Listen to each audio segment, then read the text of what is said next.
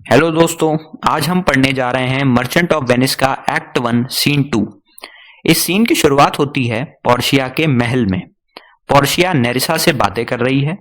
दोस्तों, आपको बता दें कि नेरिसा जो है वो पोर्शिया की सर्वेंट है और उसकी फ्रेंड भी है। पोर्शिया नेरिसा से कहती है कि नेरिसा, मैं तो बहुत परेशान हो चुकी हूँ अपनी जिंदगी से, मैं बहुत उदास हूँ। जिस पर नेरिसा उससे कहती है कि मैडम, आपके पास जितने सुख हैं अगर उतने ही दुख होते तब आप असल में दुखी कहलाती। आपके पास तो सारी एमिनिटीज हैं, दुखी तो उन्हें होना चाहिए जिनके पास इतने भी पैसे नहीं ताकि वो अपना खर्चा चला सकें, अपना गुजारा कर सकें। हाँ, कई बार इंसान इसलिए भी दुखी होने लग जाता है जब उसके पास एक्सेसिव हो जाता है, क्योंकि वो उससे संभाले नहीं संभलता है। पोर्शिया उससे कहती है कि बहुत अच्छा कहा तुमने नेरिसा। जिस पर नेरिसा उससे कहती है कि मैडम, ये और भी अच्छा लगता अगर लोग इसे अपने ऊपर लागू करते, इसे इम्प्लीमेंट करते। पोर्शिया कहती है कि नेरिसा, कहने में क्या जाता है, लेकिन करना बहुत डिफिकल्ट होता है। मैं खुद भी 20 लोगों को प्रीच कर सकती हूँ, यानी कि उन्हें सजेशन दे सकती हूँ, उन्हें उपदेश दे सकती हूँ, लेकिन दिमाग और मन हमेशा अलग अलग डायरेक्शन में काम करते हैं। दिमाग हमेशा फायदा या नुकसान देखता है, लेकिन इंसान हमेशा अपने मन की सुनता है। गर्म खून में जैसे वो सारे कायदे कानून भूल ही जाता है। उसका मन खरगोश की तरह होता है जो इधर उधर भागता रहता है, यानी कि वो कभी भी एक जगह नहीं स्थिर रहता, वो स्टैग्नेंट कभी नहीं रहता है। जवान इंसान ज्ञान की बातें नहीं सुनना चाहता नेरिसा, सिर्फ बूढ़े लोग सुनना चाहते हैं, लेकिन वो उनके किसी काम की नहीं होती है। लोग जब बूढ़े हो जाते हैं तब उन्हें इन सब चीजों की कदर समझ में आती है, ये सब बातें उन्हें समझ में आती हैं। पोर्शिया कहती है, खैर मेरे लिए ज्ञान की बातें किसी भी काम की नहीं है, क्योंकि मैं खुद का हस्बैंड तो चूज कर नहीं सकती। दोस्तों, आपको बता दें कि पोर्शिया के फादर ने मरने से पहले एक विल करी थी, यानी कि एक वसीयत करी थी। उस वसीयत में उन्होंने ये लिखवाया था कि वो किस तरीके से चाहते थे कि पोर्शिया की शादी हो।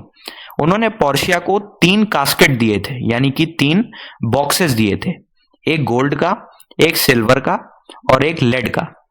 जो लेड कास्केट है उसमें पोर्शिया की तस्वीर रखी हुई है। जो भी कैंडिडेट तीसरा कास्केट चूज करेगा, यानी कि लेड कास्केट चूज करेगा जिसमें पोर्शिया की तस्वीर रखी हुई है, वो जीत जाएगा और वो पोर्शिया से शादी कर लेगा।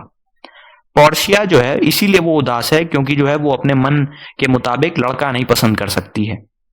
उसके बाद नेरिसा उससे कहती है कि मैडम, ये सब खैर छोड़िए, मैं आपको एक एक करके सारे राजकुमारों के बारे में पूछती हूँ और आप मुझे बताइए कि आप इन सब के बारे में क्या महसूस करती हैं। पोर्शिया कहती है कि ठीक है, तुम सबके नाम लो और मैं तुम्हें बताऊंगी कि मैं इन सब के बारे में क्या महसूस करती हूँ। नेरिसा उससे कहती है कि आप नेपोलिटन के राजकुमार के बारे में क्या सोचती हैं। पोर्शिया उससे कहती है कि वो तो हमेशा घोड़े की ही बातें करा करता है, वो खुद घोड़े की तरह है। उसे इसी बात का मैं है कि वो अपने घोड़े की नाल, यानी कि हॉर्स शू दोस्तों, वो खुद ही बनाता है। पोर्शिया कहती है कि मुझे तो ऐसा लगता है कि उसकी माँ का अफेयर किसी ब्लैक स्मिथ, यानी कि किसी लोहार के साथ रहा होगा, इसीलिए तो उसमें इस तरीके के शौक हैं। वो इसीलिए देखो घोड़े के नाल आल खुद बना लेता है, क्योंकि उसकी माँ का अफेयर शायद जो है वो किसी ब्लैक स्मिथ, किसी लोहार के साथ रहा होगा। उसके बाद नेरिसा उससे कहती है कि मैडम, आप काउंटी पैलेंटीन के बारे में क्या सोचती हैं। जिस पर पोर्शिया उससे कहती है कि वो तो हमेशा दुखी ही बना रहता है, उससे चाहे जितनी भी अच्छी बात कर लो वो कभी भी खुश नहीं होता है।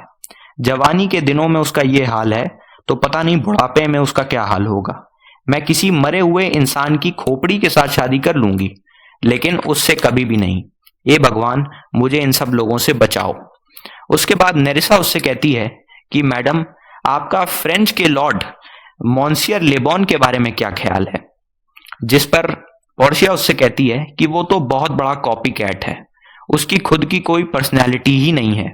उससे अगर मैंने शादी कर ली तो मुझे ऐसा लगेगा कि मैंने 20 लोगों से शादी कर ली, क्योंकि दोस्तों वो सबकी कॉपी करा करता है, तो उसके अंदर 20 अलग अलग लोगों की कैरेक्टरिस्टिक्स हैं, ऐसा पोर्शिया कहना चाह रही है।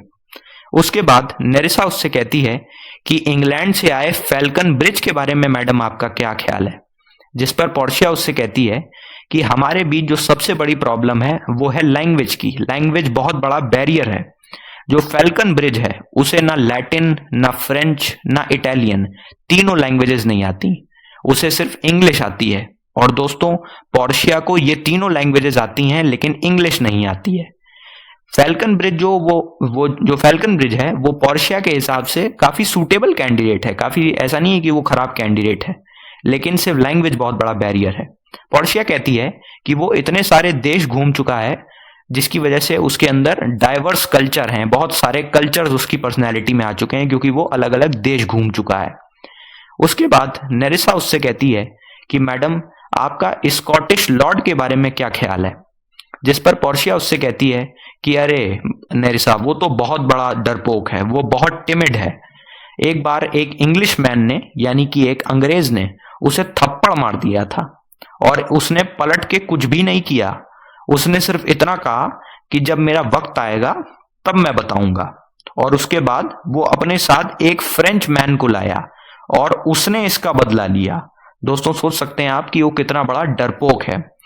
उसके बाद नेरिसा उससे कहती है कि मैडम, जर्मन के ड्यूक सैक्सनी के नेफ्यू के बारे में आपका क्या ख्याल है? जिस पर पोर्शिया उससे कहती है कि अरे, वो तो बहुत बड़ा डंकियार्ड है, बहुत शराबी है, बहुत बड़ा बूजर है। वो जब वो सुबह उठता है और शराब नहीं पिए होता है तब भी वो बहुत गंदा होता है, और जब वो पी लेता है तब तो वो वर्स्ट यानी कि घटिया हो जाता है। जब वो शराब नहीं पिए हुए होता है यानी कि वो अपने बेस्ट वर्जन में होता है तब तो वो इंसानों से गंदा दिखता है, और तब वो जानवरों से थोड़ा सा बेटर दिखाई देता है। पोर्शिया कहती है कि अगर मेरी शादी उसके साथ हो गई और शादी के बाद जो है इसकी मौत हो गई तब भी मुझे कोई दुख नहीं होगा। नेरिसा कहती है कि मैडम, मान लीजिए इसने सही कास्केट को चुन लिया, लेड कास्केट को अगर इसने चुन लिया तब आप क्या करेंगी? आप ऐसा करिएगा कि आप अपने फादर की विल को जो है, वसीयत को मत मानिएगा। फिर पोर्शिया उससे कहती है कि नेरिसा, तुम एक काम करना, तुम गलत कास्केट के ऊपर शराब के ग्लास रख देना। जो है, मैं पक्का जानती हूं कि ये शराबी जो है ये गलत कास्केट को ही चुनेगा जिसके ऊपर शराब की जो है शराब का ग्लास रखा होगा। नेरिसा कहती है कि खैर मैडम, आपकी जानकारी के लिए मैं आपको ये सूचित कर दूं, आपको इन्फॉर्म कर दूं कि ये सब लोग कंपटीशन में पार्टिसिपेट नहीं कर रहे हैं।